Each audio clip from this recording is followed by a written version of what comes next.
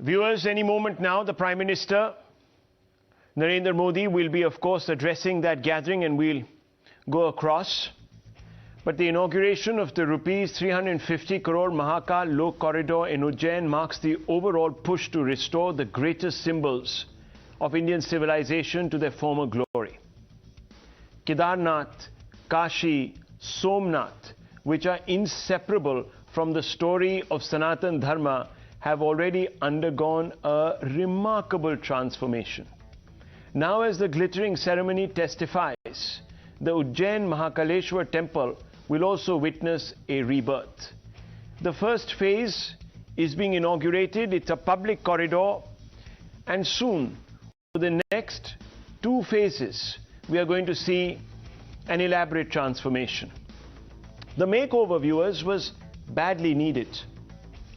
The holy sites are said to be part of the 12 Jyotirlings that were unfortunately defaced by waves of settler colonization or ignored. Sadly, even after independence, these sites were not lavished attention, because perhaps those that inherited the colonial mantle didn't think it was politic to revive India's socio-cultural history, lest they be accused of pandering to one community, the Hindu community. Why governments after independence viewed Hindu civilizational renaissance through a religious lens is mystifying. It's beyond my understanding, but the reticence had the undesirable effect of preventing India from restoring vast swathes of its wounded civilization. Already, many skeptics are questioning why the Prime Minister of a secular republic is actively partaking in a religious celebration or identifying himself with one denomination. Viewers, the debate, of course, will continue to rage. But I want to quickly keep the visuals of today's function on one side and a view of the Prime Minister on the other. And I want to go across to Dushyant Sridhar, who's a Vedic scholar who joins us. Dushyant Sridhar, a very good evening to you. Thank you for giving me time here on India Upfront. Many people today talk about this entire rebirth from the prism of religion. No one sees this from the socio-cultural prism. Why is that? And where are we to locate these events, these pictures that are coming to us, this rebirth, this renaissance in our history? Namaskaram, Rahul, and namaskaram to all the viewers of Times Now. First, I would like to give my obeisances and salutations to this beautiful bhumi of Ujjain, where this Mahakaleshwar Temple corridor is situated. In fact, Rahul, we as a civilization, we just don't stick to the religious ethos. We also have a huge literary value. Mahakavi Kalidasa, they say Upama Kalidasasya Bharaver Arthagauravam. If there has to be one poet who has to give beautiful similes, it has to be Kalidasa. In Kalidasa's works, one work which talks about the message that was sent through the clouds is Meghadutam. And Meghadutam is a Sanskrit poem which is centered in Ujjain, the place where our Honorable Prime Minister is. So Kalidasa says Kaschit Kanta Virahaguruna Swadhikarat Pramattaha Shapena Mahima Varshabhogyena Bartuhu Yakshas Chakre Janakatanayan Stana Punyodakeshu Snigdhaschaya Tarushu Vasatim Ramagiri Ashrameshu. So this is that land which is also the center of another beautiful Sanskrit work called Mritchakatikam by Shudraka, which later became into a movie called Utsav by the late Girish Karnad. And this is also one of the lands, Rahul, which I would like to remind the viewers, which was once a victim to the attack by the Umayyad Empire, the dynasty which was a part of the caliphate that came under the Holy Prophet. So the city has seen the best and the worst. So it is very, very important for the country, where when I say the country, the government of the day, to be a balm to the pain that the people have undergone for generations together. And so this corridor comes at the right And to your question as to why some of them see these acts of the government as a kind of bending or tilting towards one religion, probably they shouldn't be seeing it from the religio-centric perspective. They should see from the ethos of a civilization.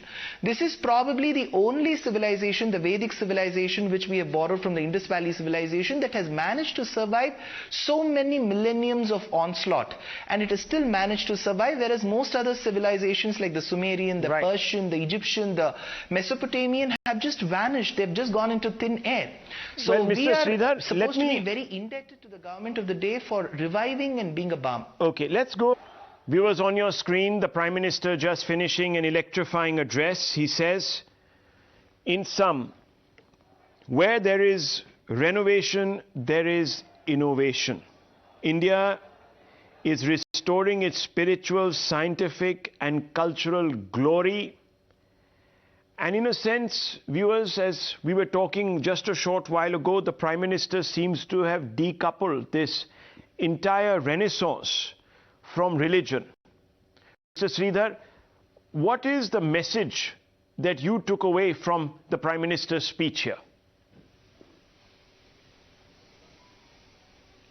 Rahul, namaskaram to your viewers again. I would like to extend my wishes to all the Astikas in the country for this beautiful inauguration of the project in a very, very ancient city called the Ujjain. Now, a few takeaways from our Honorable Prime Minister. One, this shouldn't be just linked with the religion, the religio-centric part of it. It has a larger purpose. It serves the purpose of the civilization. We have been a very, very ancient as well as a surviving and a living civilization, Rahul. There have been many civilizations which were as good as ours, but they've just vanished in thin air, like the Sumerian, the Persian, the Mesopotamian, the Egyptian civilization, even parts of Chinese civilization, the Huanghu, have vanished in thin air. But this is the only civilization that has managed to survive so many invasions, so many onslaughts.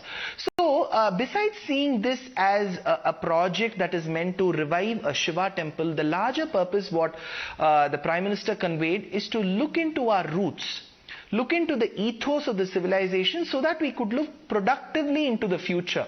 A civilization that doesn't value its past, that doesn't value its history, that doesn't value its roots, can never see a bright future.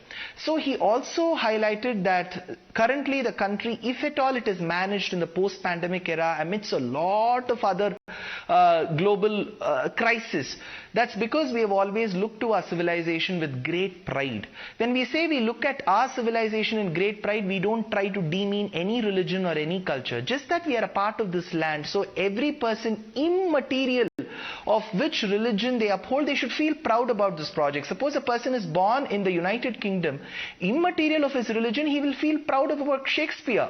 So if a person is born in Greece, they will feel proud about Odyssey and Iliad. So if you're a person who is born in this Bharata Bhumi, immaterial of the religion you follow, you should know that Kalidasa's Meghadutam Kaschit Kanta Viraha Guruna Swadhikarat Pramattaha Shapena Stanga Mitamahima Varshabhogyena Bartuhu came from the land of Ujjain.